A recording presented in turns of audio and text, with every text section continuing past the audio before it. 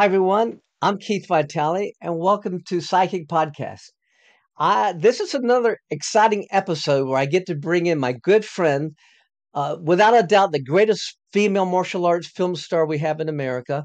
She's appeared in over 70 films, and one of my great friends. Say hi to Cynthia Rothrock. So I So happy to have you back on the show again. And earlier we had you on the show. We talked about your movie project, and we're so excited about that. And what I wanted to do was find out because I'm fascinated by your whole career because you and I have a similar background, with the martial arts and then doing Hong Kong films and et cetera, like that. So, can we first start though? You are an adventurer. I follow you on Facebook. You go all over the world. What's that about? yeah, I think, I have a lot of energy and I like to challenge myself. So, I found that doing extreme adventure, does both of that. I think I'm an adrenaline junkie. So I started at first trekking like to Everest Base Camp, to Machu Picchu, to the Patagonia trek. And I was into that. And then I started doing whitewater rafting and recently, when COVID started, I was going crazy. Like, what can I do? What can I do? And I was like, all right, I'm going to start scuba diving. So now I scuba dive all over the world. I love that. It's a passion of mine. And it's just something I love doing. I love going to different countries. I love meeting different people, seeing the cultures and finding, no matter where I go, even if it's in the States, I'll be like, okay, what's the most unusual thing I could do? What's off the beaten path here that I could do? And I like to go for that unusual stuff. That's just like how my mind, I guess, is that I seek those kind of adventures and I like to take people along with me to do them. But yeah, I think once I stopped competition, I went into movies and then I stopped in 99 for a while because I had my daughter. And then when I came back, that's when this whole extreme adventure, I think I needed to channel my energies into something. And I found that that's a passion, whether it's like, bungee jumping in New Zealand or, white water rafting, the highest rapids. I get nervous about it, but for some weird reason, I like that. I feel once I do it, it was such an accomplishment and, just memories that I always like cherish. Well, I'll never forget. My wife Kathy and I we went with you to Berlin for one of these film festivals, and we had so many stars with us. Don Wilson and Keith Stramberg was there, Lauren Avedon, and you know Richard Norton. We had a whole group of us, and we spent the whole week. And I'll never forget you telling me about one of your mountain climbing adventures where I went. The lady's crazy. She's trying to go up these mountains and almost dying, and people do die going up those. Now, I guess that's what you were. You were an adrenaline junkie, and in one way, you just love adventure. I do, but I'm very careful. I know when I do something that's risky that I try to be as safe as I can. I won't do something that I think, oh yeah, I'm gonna die doing this. But I do Well, I do chill things, put it that way, that make no, my heart go like this before I do it. I follow you. You can't fool me. Everything you do, it was almost a death defying kind of a thing. You swim with sharks. You couldn't pay me enough to get in the water with sharks. You climb up mountains I wouldn't get anywhere close to. I have a good friend of mine. He's a black belt. He's in our South Carolina Karate Hall of Fame. His name is Tom Mulligan, and he's very famous in South Carolina. He's actually the attorney for the current governor. He's one of the most politically powerful person in South Carolina. He heads up the Water Commission, but he is you in a male's costume. He goes all over the world. He's climbed every major mountain, everyone, and then he's taken film crews. He's swimming every major ocean. He even teaches, get this, the French Foreign Legion how to swim with great whites. So he does all the things that you do, and he goes all over the world in the Explorer Club and the whole bit. And he's got the best personality. He just loves an adventure. And I've always thought my whole time, every time he's talking to me, I'm going, boy, you should teamed up with Cynthia. You two would just go all over the world and just go nuts. But I'm so happy for you because you're doing things that we can't do as human beings. We can follow you on Facebook. We can and the photographs really help us. They're in a positive way that when we're down sometimes in life, we have our everyday struggles or whatever. We get to see your venture. You go all over the world, and it's fun.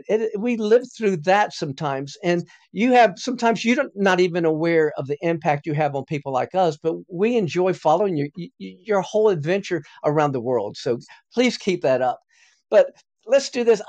I'm so fascinated with your career because I was a fighter back in the day, and when I was ending my competition, it was right at the beginning of yours, Yeah. and you were just a major star. You were doing weapons and all the stuff that you do. You were undefeated. Now, I had never done a weapons form or a kata in my life, so I would sit on the bleachers and waiting for me to compete, and I would sit down with all the top 10 fighters in the country, and we were just amazed by you. And we would sit down and what was it, Karen Turner, and there's a few others that were competing at that time, but you were the star. You were the one we would sit down and going, oh wow. But then you were part of that West Coast demonstration team with Ernie Reyes and the junior and also George Chung. We had never seen anything like that. We were from the East Coast. We thought it was like magic to us to watch what you guys could do. It was just incredible because you guys had acrobatic skills and martial arts skills we hadn't developed as of yet. And so there was no doubt that each of you were going to be big stars. How do you go from that, from competing into breaking into your first film? Well, I had a goal that I wanted to be undefeated in forms, and I wanted to be top weapons for the 5 years too. So I would train really, really hard. And I think that's kind of why my adventure kicked in, because during that time, that's all I would do is martial arts training. I was teaching out of school. I would train all day. I would go to China to get better. At that time, no, people weren't even allowed in China. We had to have special permission. And it was around my fourth year that Paul Maslick, who was the editor of Inside Kung Fu, called Ernie Reyes, and he said, hey, bring your team down to LA. There's a Hong Kong company here. They're looking for the next Bruce Lee. And Ernie said, well, should we bring the girls? And he says, yeah, bring the girls, but they're really looking for a guy. So we went down. There was an audition at Il Cho's school. There were hundreds and hundreds of people there. And Corey Yuen actually was there for MCU, for seasonal films, to look for a guy. So I had to do some self-defense. I did some form. I did weapons. I did some sparring. And then Corey Yuen said, I want to go with the girl. So that's how that started. So I signed a contract to do the film. And when I was filming my first film, which funny enough wasn't with MCU, and it was with it was with D&B Films, that I was still competing. And I was like, oh my God, I can't stop competing. I won't be number one 5 years in a row undefeated. So I remember how tough it was. I would be on set, get the crap beat out of me. And then I'd fly to Minneapolis, compete. Then I'd go back to Hong Kong. And then I'd be doing these brutal fight scenes. And I'd fly to Atlanta. And finally, I remember, because it was Karate Illustrated ratings, they said, you're so far of everybody. Yeah, you don't have to do the last competition. So that was, okay, good. I fulfilled my goal. And, at this point in my life, I just thought I was doing one movie. I really didn't think I was going to go on to be an action star. I was just thinking, wow, isn't this another unusual thing in the life of Cynthia Rothrock? She's going to be in a movie. And it's funny because I remember thinking, maybe I'll be on the poster and someday I could show my kids and say, hey, I was in a movie. And it wasn't until that movie came out, Yes, Madam, that was a huge success, that then I got a contract with Golden Harvest to do 3 other movies. So now I'm finished competing, because I just thought that was a goal, that nobody could beat. And, you're talking about, you say 5-time year undefeated, you know how it is. We've competed probably 30 times a year. So, Right. 30 times 5, that's a lot to be undefeated. So I wanted to stop them, because I thought that is a record that is going to be very hard to break.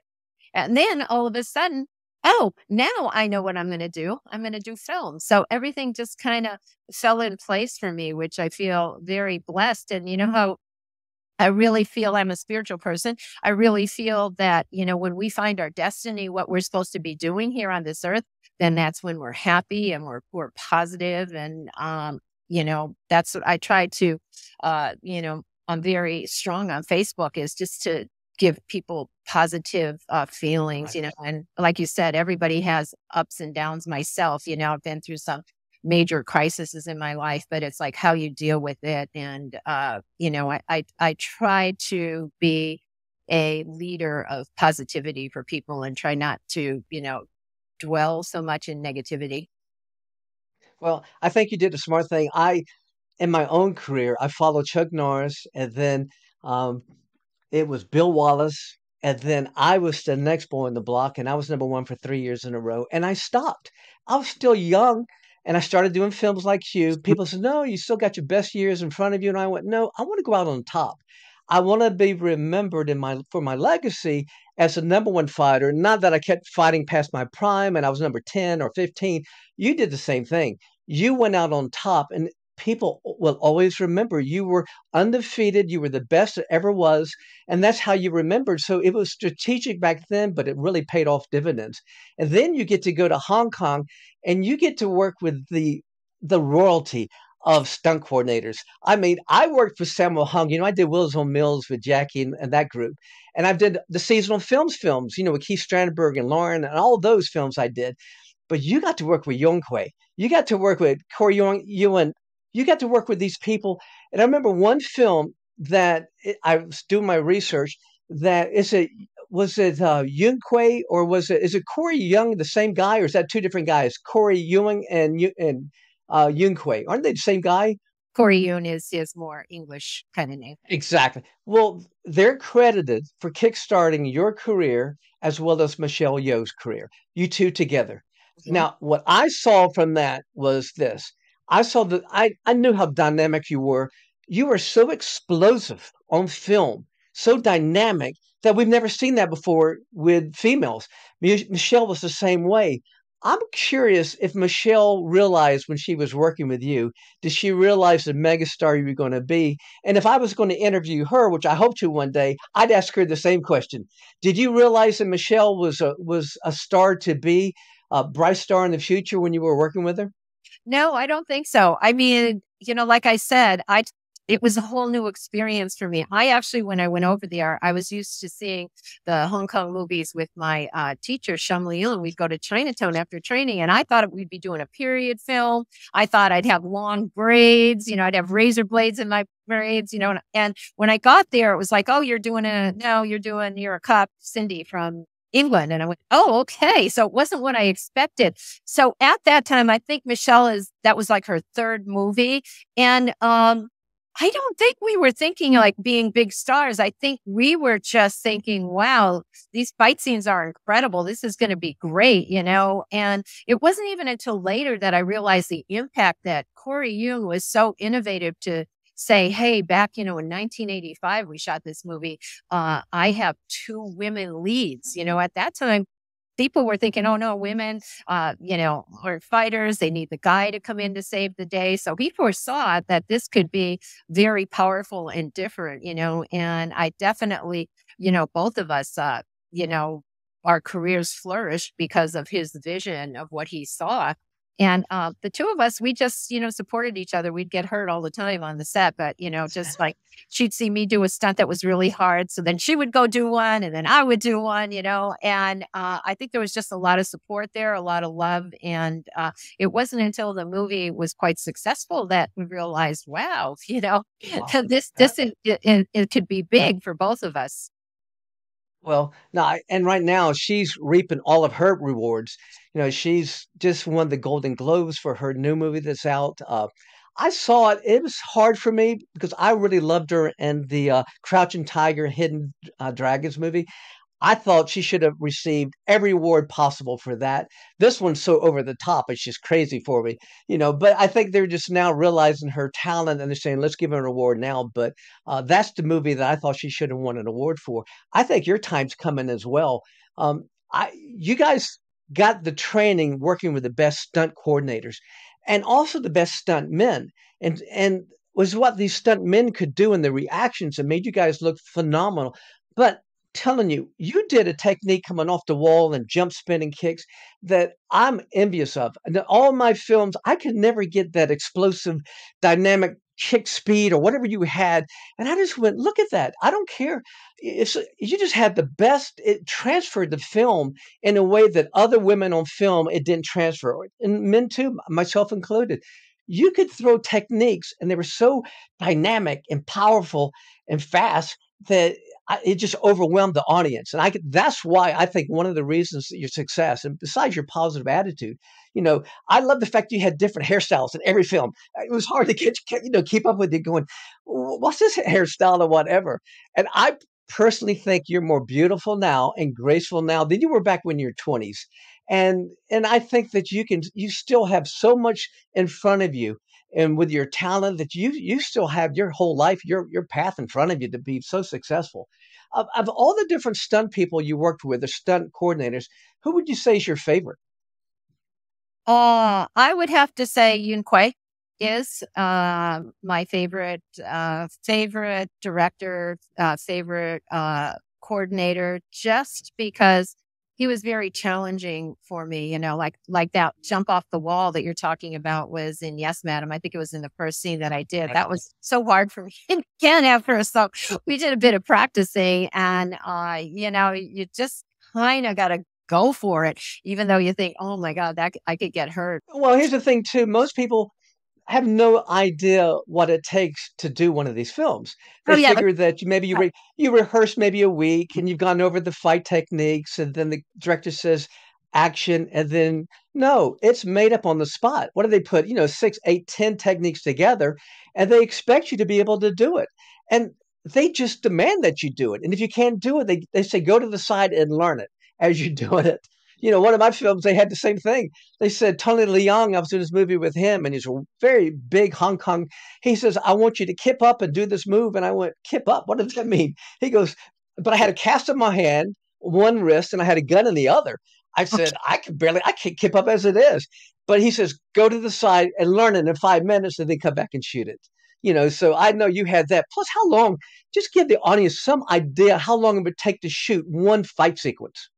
Oh yeah. I mean, in Hong Kong, well, for example, Yes, Madam, the first movie I did took 7.5 months to shoot. Righting Wrongs was 5.5 months. It depends. They take after take after take. So like when you're shooting an American film, of course, like you don't have that leisure to, do all that and the wire work. So maybe like in an American film, you do it 2 times and it looks good. And then you go, okay, good, moving on to the scene. But in Hong Kong, they do it like, Jackie Chan is known to do up to 65 takes for one scene, So you're working like really, really hard. And I don't know why they do so many takes, but I think it's just different camera angles, different cuts, to make sure that they have it. But yeah, getting back to that question is the reason I like Corey Yuen, and I would have loved to have had him involved in this film. Of course, his salary. I did contact him once to see if he would choreograph. I think it was called Above the Law, a film that I did. And he was like, Cynthia, my salary is more than your budget. And he told me, he says, come to the set. He was shooting something with Jet Li, and he goes, just copy the scenes from Yes, Madam. And I'm like, oh, it's not easy. You can't copy that, because you're right, because they have the time to shoot that. They have the stuntman that will do those crazy stunts, when you're hitting it. And it's not that easy. But that was his advice. No, it's not that easy. No one understands how hard it is to do a scene take after take after take, because as a fighter, I could stall in the ring and move around and maybe sidekick and get my breath back. But when you're doing a take, you got to give 100% every time. And you're doing these times, you're working 12 hours a day, sometimes 6 weeks on one fight sequence. I don't see how your body could even take that. I mean, I know you woke up every day just in pain, but that had to be just the hardest thing in the world. Oh yeah, I remember in Hong Kong, like I'd wake up and go, "Oh, there's no fighting today," right? And there was one scene actually in Yes, Madam that Michelle and I, you probably could see it somewhere, but it wasn't in the movie. That it was at a temple, and we were bruised so much that when we were fighting, we'd flinch, because in the beginning I didn't know about action pictures, so I didn't have any sleeves, so I couldn't wear pads, so you're going bone to bone. And my arms were all black. Hers were all black. And Corey, you said, I had to cut that scene out because we were like, it hurts so bad, like doing the fight scene. But the funny thing is, like you mentioned, they said, hey, go work on this kip and come back. Those little parts of the film, like people don't realize how hard they are because it looks so easy on film. I remember in Righting Wrongs, I had a big, gigantic gun that I don't know where they got it. It was heavy. It wasn't a prop. And I had to turn around and fall like flat on my face, without using my hands because I had this gun. And that was such a hard thing to do, and it's hard. And there was no pads or anything to do it on. You're just going on the cement. And if you look at it, it just looks like just going through another move. But some of those, intricate moves are so complicated to do. But that's what I love. So that's what I love about like the stunt team is that, the moves are very complicated, but then when you do them, they actually look pretty easy, but that they are very hard to do. And you doubled because you were really a stunt person as well as the actress because you were doing most of your own stunts. Whereas I was kind of fortunate sometimes because I was lacking in talent like you. There's certain things I couldn't do. Like I couldn't do, triple pirouettes when I got hit and they'd bring in a stunt guy to do that. And I'd go, great, bring him in. Oh my gosh. Because they'd always have him land like on the corner of a table.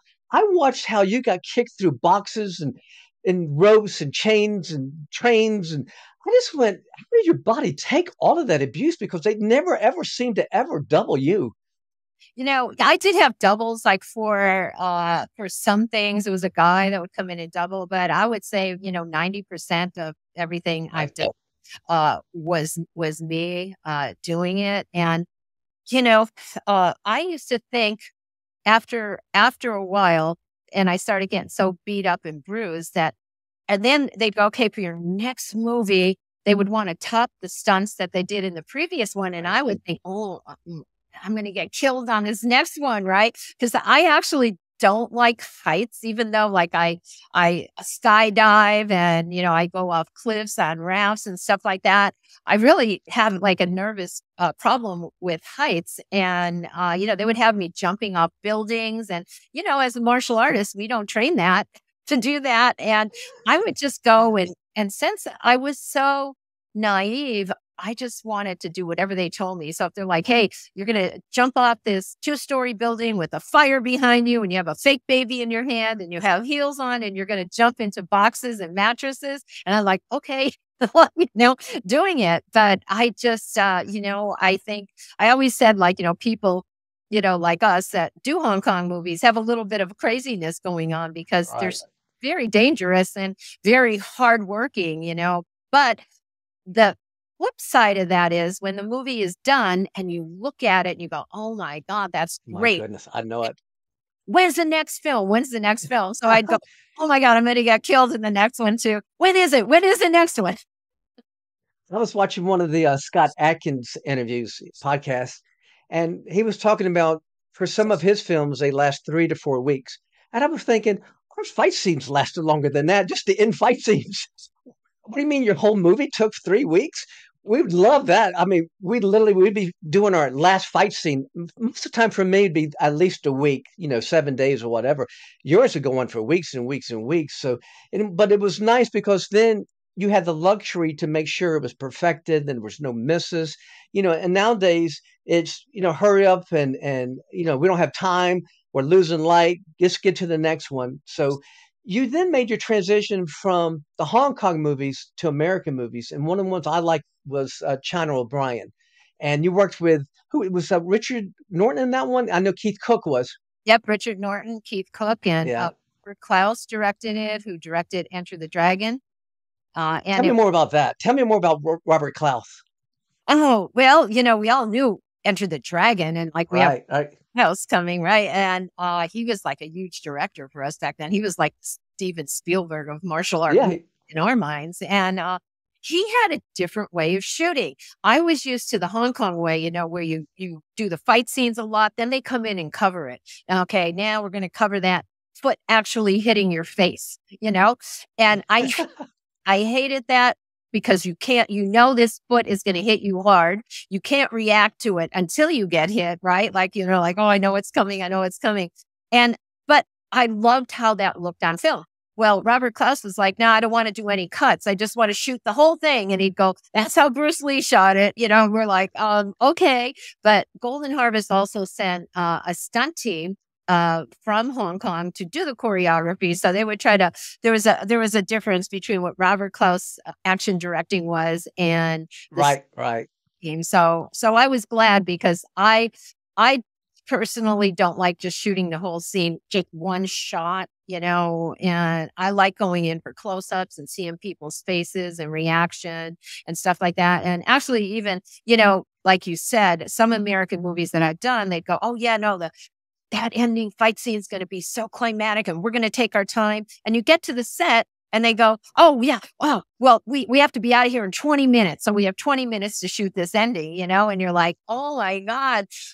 So I'm totally going to make sure that doesn't happen in Black Creek, that there is time for those fight scenes, because that's what I've always dreaded is, to me, if you're doing an action picture, the action is so important. And it seems like when you run out of time, that's the first scene to get cut or, Right.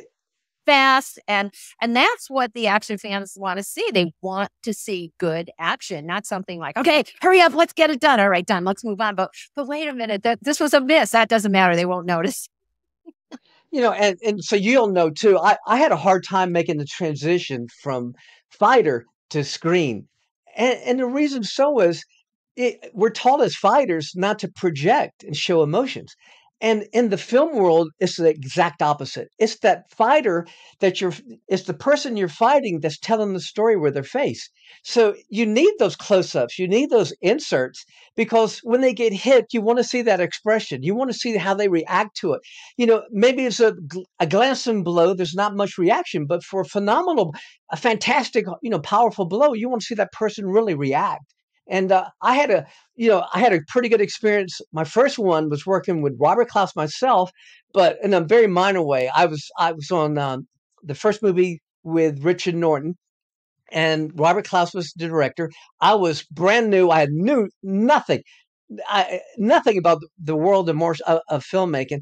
And I remember being on the set, and I remember Robert Klaus yelling at some of the actors. And I went, oh no, I'm not prepared for this. I'm kind of glad I have a smaller role in this one as a fighter, but I watched how he treated fighters and stuff. But then he'd have other people come in and they would do more of the fight sequences. Pat Johnson, for example, was on that one. But I just remember my first one, I was like, going, oh my gosh, I'm not prepared for this. Because Robert Klaus, he was like you said, he was the big director at the time. He just did Enter the Dragon. Thank God, my first person I did a fight sequence was with Richard Norton, who calmed me down and said, don't worry about it. He gave me a lot of advice. We had our first fight sequence together. And then later I did the Jackie Chan film. And it's pretty nice tie into your story here is after filming that movie, I hadn't even seen it, and Keith Cook comes to me. It used to be Keith Hirabashi. If my name is Hirabashi, I'd still go by Hirabashi. I love that name, but it's Keith Cook, and he's such a talented person. And he came to me and says, Keith, I just saw your film that you did with Jackie Chan, and I liked your performance. And I went, oh, he gave me confidence. That was kind of nice. So two guys in China O'Brien I had worked with and shared time with, and it was kind of nice seeing you in the film with them. And I thought that was a really nice film. That did well in America too, didn't it? Yeah, it actually was really popular worldwide. And it's funny because that was like, a very well, it was the second American movie I did. No Retreat, No Surrender was the first. But when we did that, it was interesting because China O'Brien 1 and China O'Brien 2 were shot at the same time. And they were supposed to go back to back. Here's the first one. Here's the second one. And I just remember like Robert Klaus would go, oh, wait, we're here in the office. Let's do the scene from China O'Brien 2 in there. And like Richard and I'd be like, what? We didn't even look at the script yet on China O'Brien 2. We're only doing one. Because that doesn't matter. Just, and then we're like, oh, what's the lines? And I remember like some of his direction was funny. Richard Norton, this is a true story. Richard Norton and I were in this scene and we're in the sun. So we can't even see. We're squinting our eyes. We didn't know we were supposed to shoot it. Robert Klaus would say it like this because we didn't have the lines, right? So Richard and I are squinting, looking horrible into the camera, saying the lines. And we go to the premiere of China O'Brien and we're sitting together and we're going, oh my God, that scene's coming up. And we were dreading it. And then all of a sudden that scene started burning and going like this. And we're looking at each other and it comes back and the scene was gone. It passed it. I don't know what happened in the screening. You want to talk about like some kind of intervention, right? There was a burn in the film and it burned that scene and it came back. And we were just looking at each other, dying laughing because that we knew that wasn't like a horrible scene. And it was like bad acting direction and squinting into the sun, couldn't open up our eyes. Oh my God. But that's kind of like how it was, like say it this way, and same thing with Homecoming, like Matthias Hughes, he was doing his first movie and we were like, don't do this. Go, who? Me? We're like, don't point at your nose. They're going to tell you to don't do it. All of a sudden, we're watching the scene, and we see Matthias goes, "Who? Me?" Well, Richard was so good, kind of taking me under his arms. In that first, it was Force 5, and Joe Lewis was in it, Benny Urquidez, and all these different people. And I was so nervous for dialogue, and I mean, I wasn't prepared. I didn't have the acting classes. And Richard says, "Here's all you have to think about." And I just remember he took me like a white belt. He says, "Keith, when you're teaching class, imagine they're all students and talk to them like you're talking to students. You don't get nervous speaking to your students. Just in your mind, visualize that these are students of yours." And I'm not sure it worked, but I was so grateful to have that. And that's what I would try to do anyway, visualize that. But it was so nice having him. And the fact that you were in a film with both Keith Cook and Richard. And again, every time you're on the screen with Richard Norton, there's electricity. I hope he's all throughout your movie, this new one, the Black Creek movie, because I think he's phenomenal. And I think one of the keys to these movies, I think maybe Robert Klaus had something good. I like sequels. And, Hollywood, who cares? Bite me. They always, I don't care for sequels. I like sequels. I like this movie of yours to be so successful, so wonderful, because your cast is as strong as you'll ever get. They go right in and go into a second production and do another one. Now, I'm going to throw a name out. I don't know her. I think she's really cool. She has very little acting experience, Gina Carano, but I think she's a good martial artist as well. But she does the MMA stuff. But she'd be a nice, I think, mix for you. I love to see the first film end, and then she comes out, and then coming the next one to be you two on the screen together. That'd be kind of cool. It's the power of women right now. You guys are doing well, and you are going to be such an inspiration for so many women worldwide. What you're doing with this film, and I love the fact that you've taken control of your whole career. Whatever the editor puts on the screen, you're going to have a control over that as well, which I just really love. So as far as your fight sequences, who do you think was your toughest one to be in a fight with? Because you have people like I saw you talked about Yuen Bao. I was in a film with Yuen Bao myself. I love the guy. He fit me better than Jackie Chan did when I fought Jackie or Sammo Hung. My favorite person to work with was with Yuen Bao. Who was one of your favorites or favorites? Actually, you know what? I always say of all the people I ever fought with, Yuen Biu was good for me because our timing was the same, the fluidity, everything just went smoothly. One of the toughest fight scenes I think I had, who is a phenomenal martial artist, it's just that our styles were different, was Wang Zhongli. In No Retreat, No Surrender. He was really strong and tough, and I kind of like to move faster and more fluid, and he liked to move slower and tougher, and so you have to adjust to the other person's way of fighting. And Yuen Biu and I just didn't have to do any adjustments because that usually, people have their own styles and they fight different, and you just got to work with them. Same thing like, with Bolo. I fought with Bolo, it's that fighting like not fast and relaxed, but just, tough all the time.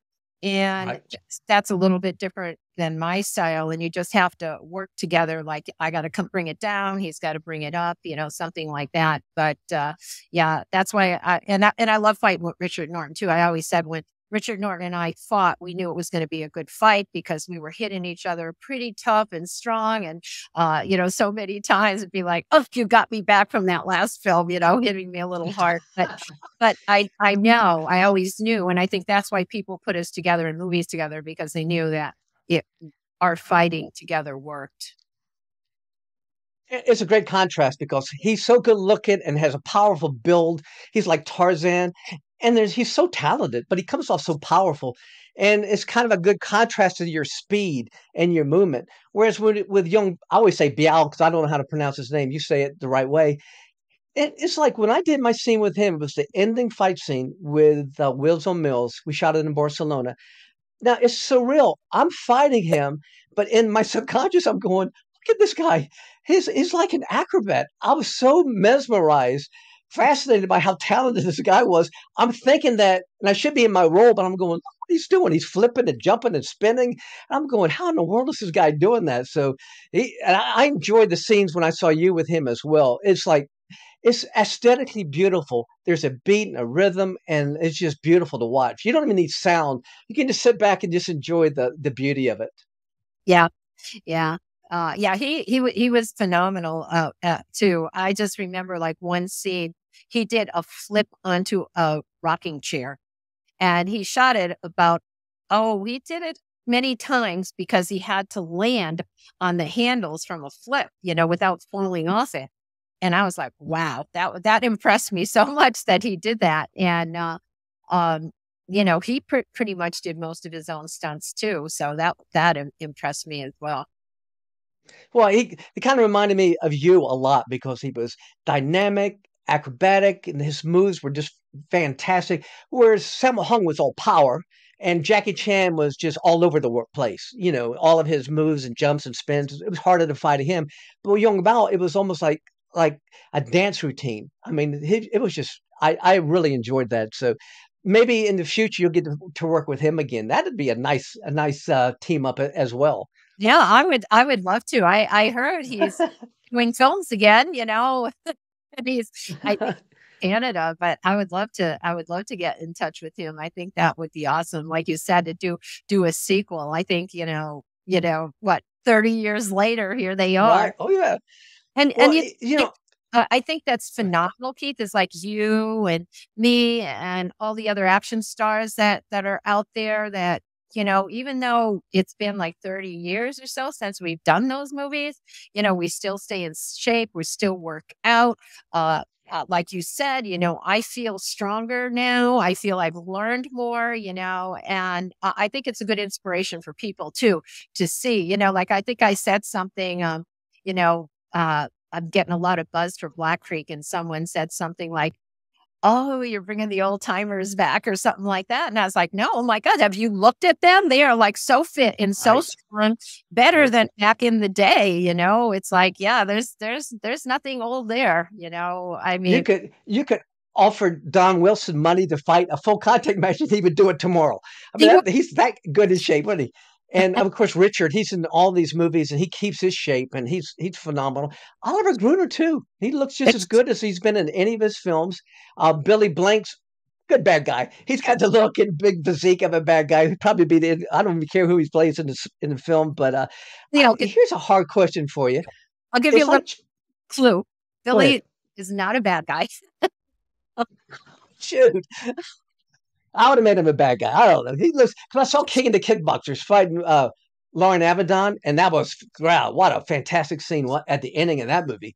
They can both do anything. They both have the beautiful kicks, and again, it's an aesthetic beauty of their legs movement. That's what you have. And I'm telling you, we've done films where it was hard to cast females. And we always said, wish we had a Cynthia Rothrock type. That's what we said, Keith Stramberg and I, because we would produce films together. And we'd find somebody and we end up having to double them because they couldn't get that power, that speed. Yeah. And it's nothing bad. It's just reality. Even myself, sometimes I look at myself and I go, God, I just wish I had more explosive on some of my techniques. And I watch yours and I go, that's what I need. That's what I'm looking for. It's just, it translates to films just beautifully. So one of my questions is, and again, I have the basic questions like people watching movies and following your background. It's like picking your favorite child. It's so hard to do. You can't pick a favorite child, but it, if you had to pick favorite movie, one or two movies, which would be your favorites? Of my own or other Your films? own, My own. your own. Well, oh yeah. Okay. Well, I would have to say, as far as the Chinese movies go, it would have to be Righting Wrongs or Lady Reporter. Those two, and the reason for that is because their fight scenes are phenomenal. Even when I look at them now, I go, "Wow, that's like awesome!" You know, and oh wait, that's me doing that. And the Yeah. one good thing is all those movies are being remastered now. So now they're going to be available through companies like Vinegar Syndrome, Eureka 88 Films. They are bringing all those Chinese films back. Yours too will be coming back too. So the whole new generation could see Right. these films. So that's like really, really, I think awesome because there's nothing like those films. Doing those Hong Kong movies, they still 30 years, they still hold up today, and it's because They the do. fight scenes are so good. And there's no special effects, GI or green screen. No, you did those stunts. Yeah. They wire you sometimes, but you were doing it. It's the real McCoy. And that's what it was, a time of history of those martial arts films. And it was so unique. Now there's martial arts in all films that are action films. So there's not really many per se, just, martial arts films. There's action films that have martial arts in them. But during our era, they were pure martial arts films because that's the only place you could go to see these kind of films. So I that was just an era. I'm so blessed, and I know you are, that we were part of that generation like that. Well, And absolutely. as far as non-Hong Kong films, which would be your favorite?